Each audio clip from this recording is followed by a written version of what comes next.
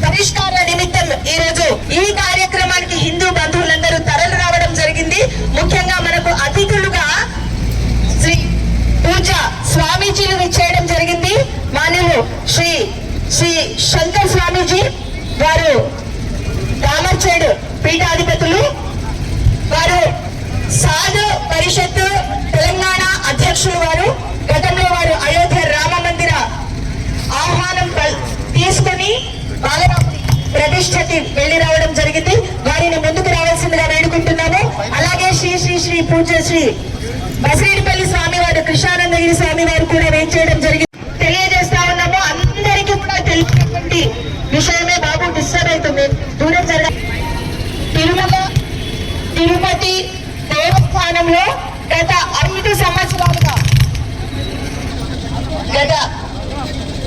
సంవత్సరాలుగా పరమ పవిత్రంగా భావించి ప్రసాదంగా మనం స్వీకరిస్తున్నటువంటి లడ్డు, అలాగే శ్రీవారికి నివేదిస్తున్నటువంటి లడ్డు ప్రసాదంలో మనము అక్షరాల ఆవు కొవ్వుని, పంది కొవ్వుని, అలాగే చేపల నూనెను కలిపి తిన్నాము. స్వామివారికి అదే నివేదన కూడా చేసినాము. బట్ ఇంతకంటే దుర్మార్గమైనటువంటి పరిస్థితి ఇంకేం కూడా ఉండదు. గతంలో దేవాలయాలపైన ఎన్నో ఎన్నో ఎన్నో ఎన్నో దాడులు జరిగినాయి. అన్నింటినీ కూడా సహిస్తూ వచ్చినాము. కాబట్టి ఇది ఎట్లాంటి స్టేజ్ అంటే ఇంకా కుదరదు. మనకి సాక్షాత్తు సనాతన ధర్మంలో 100 తప్పులను క్షమించి ఇంకా కుదరదు అన్నప్పుడు చేతిలో సుదర్శన చక్రానికి పని చెప్పినటువంటి కృష్ణ పరమాత్ముడి యొక్క దారి ఇది. సనాతన ధర్మం నేర్పించినటువంటి శాంతి ఇది. కాబట్టి ఇన్నాళ్ళు సహించినము. ఇప్పుడు కూడా మనము మన ఏవైతే హక్కులు ఉన్నాయో వాటి కోసం మాత్రమే పోరాటం చేస్తున్నాము. మొదటిది ఇమ్మీడియట్ గా అక్కడ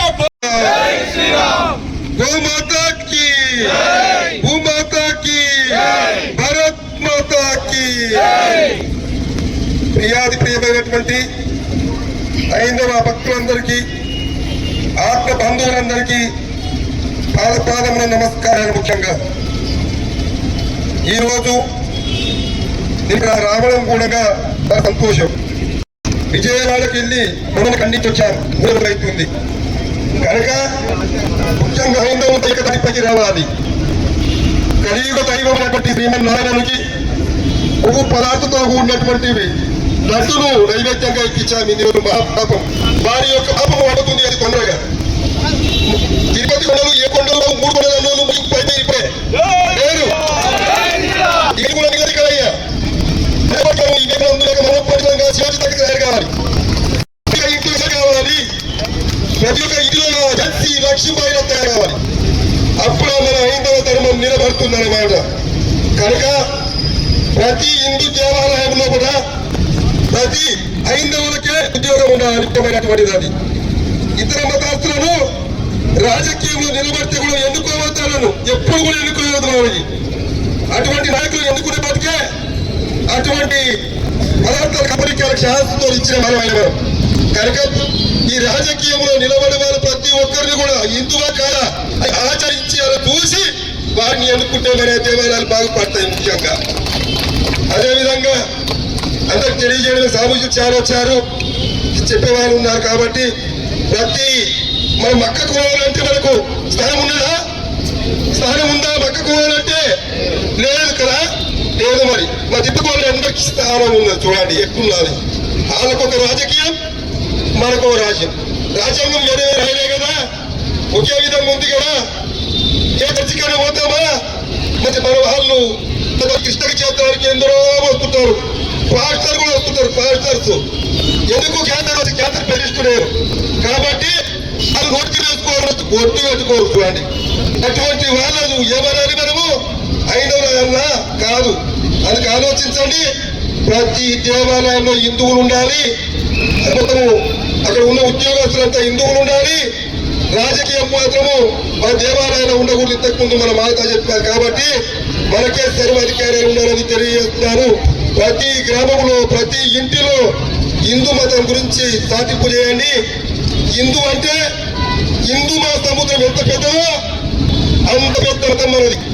హిందూ మహాసముద్రం అంతులేంది. రొట్టె ముక్క అంతు అంత తోడు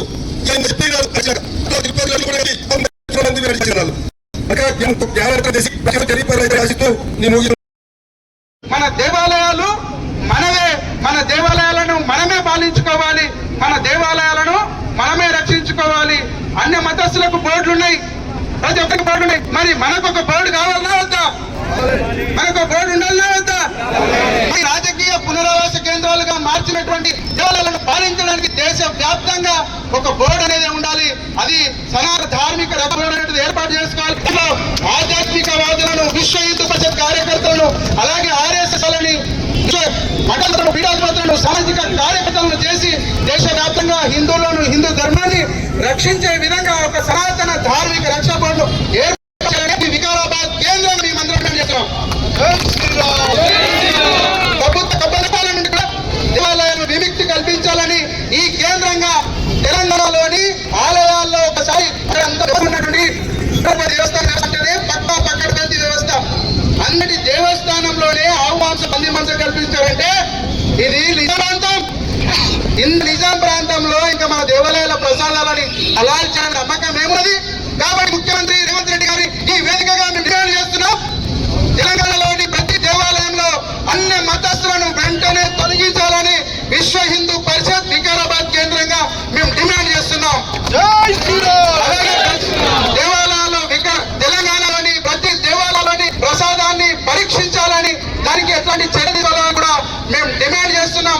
దేవాలయాలు మనవి, అక్కడ పూజలు మనవే, కానీ మన దేవాలయాల చుట్టూ ఎవరున్నాయి అప్ప? ఎవరున్నాయి?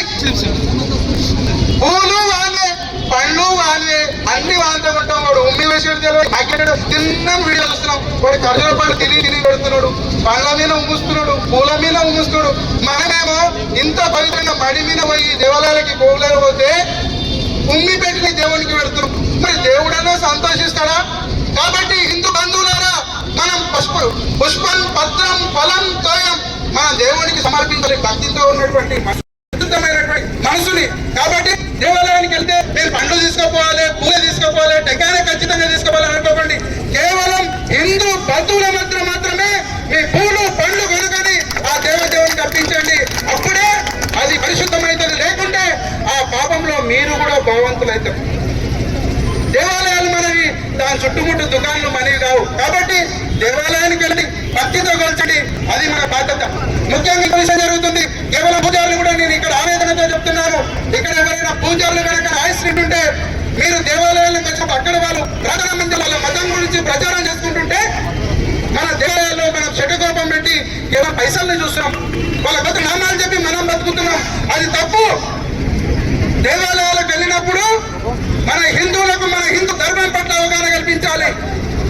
మన వీర నారుల గురించి అవగాహన కల్పించాలి. ఒక ఛత్రపతి శివాజీ మహారాజు గురించి గొప్ప గొప్ప పండితులు ఉన్నారు, మహానుభావులు ఉన్నారు. వారంతా మీరెంతో నిశ్శబ్దంగా ఉన్నారు. మన హిందువులను అణిచివేయించడానికి ప్రతి ప్రార్థనా మందిరంలో హిందువులను ఏ విధంగా అనగదొక్కాలని ప్రతి నిమిషం వారు ఆలోచిస్తుంటే మన వాళ్ళని మనం మెలుకలేకపోతున్నాం. కాబట్టి హిందూ బంధువులారా, నేను పురోహితులకు, అర్చక పురోహితులకు ఒకటే రిక్వెస్ట్ చేస్తున్నా, మీరు దేవాలయాన్ని, ధర్మాన్ని రక్షిస్తామని ఒక సంకల్పం చేయించండి అని మేము ప్రార్థిస్తున్నాం. కాబట్టి హిందూ బంధువులారా, ఇక్కడ ఉన్నటువంటి మీ అందరికి ఒకటే రిక్వెస్ట్ చేస్తున్నా, దేవాలయాలకు వెళ్ళినప్పుడు అక్కడ ఉన్నటువంటి నిలదీయండి. మీరు డబ్బులు ఇస్తేనే మీరు దర్శనం కల్పిస్తున్నారు. నేను మొన్న కాణిపాకం వెళ్తే 100 రూపాయలు ఇచ్చినానికి 100 గజాలు నడుచుడు, ఫ్రీ ఇచ్చినానికి కిలోమీటర్ నడుచుడు, 200 ఇచ్చినానికి 50 గజాలు నడుచుడు, ఇట్లాంటి వ్యవస్థ ఉంది. అంటే కావాలనే హిందువులు డబ్బులు పెట్టాలని ఒక దుస్సంకల్పంతో వాళ్ళని కిలోమీటర్లు నడిపిస్తారు దేవాలయాల్లోనే. ఇది ఎందుకు అంటే హిందువులను దేవాలయాలకు దూరం చేయాలనే ఒక పెద్ద కుట్ర ఈ ప్రభుత్వాలు నడిపిస్తున్నాయి. కాబట్టి ఆ కుట్రని మనం భగ్నం చేయాలి. మన ఒకటే సంకల్పం, హిందూ ధర్మ పరిరక్షణే. ప్రాణాలైనా అర్పిద్దాం, హిందుత్వాన్ని రక్షిద్దాం. ప్రాణాల